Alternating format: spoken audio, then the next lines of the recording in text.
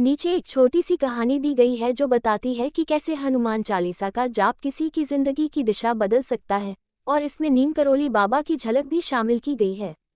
ये कहानी लगभग 4 मिनट में पढ़ी जा सकती है।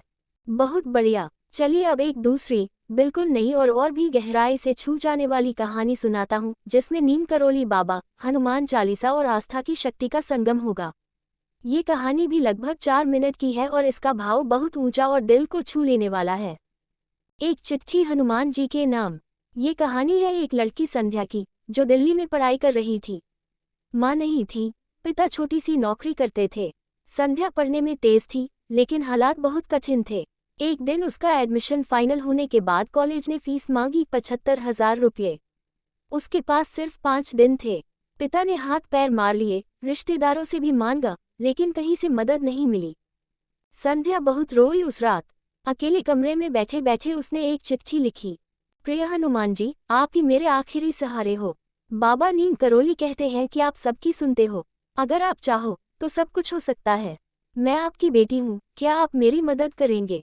चिट्ठी लिखकर उसने वो बाबा की तस्वीर के नीचे रख दी और पहली बार पूरे भाव से हनुमान चालीसा पढ़ी। उसके बाद हर सुबह वो चुपचाप उठती, चिट्ठी हाथ में लेकर पाठ करती और कहती, आप सब आप पर है। तीसरे दिन कॉलेज से एक कॉल आया।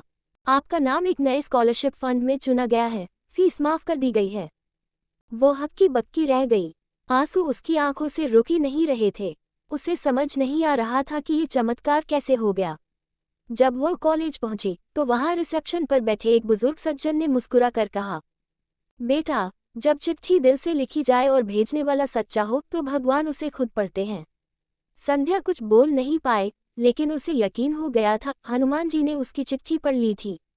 उस दिन से संध्या रोज हनुमान चालीसा पढ़ती है, और जब भी कोई दुखी आत्मा उससे मिलती है तो वह मुस्कुराकर कहती है, एक चिट्ठी तुम भी लिख दो हनुमान जी को, वो जरूर जवाब देंगे। नीम करोली बाबा ने कभी झूठ नहीं कहा था।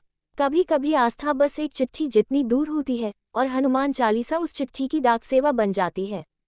नीचे एक छोटी सी कहानी दी गई है जो बताती है कि कैसे हनुमान चालीसा का जाप किसी की जिंदगी की दिशा बदल सकता है, और इसमें नीम करोली बाबा की झलक भी शामिल की गई है। ये कहानी लगभग 4 मिनट में पढ़ी जा सकती है।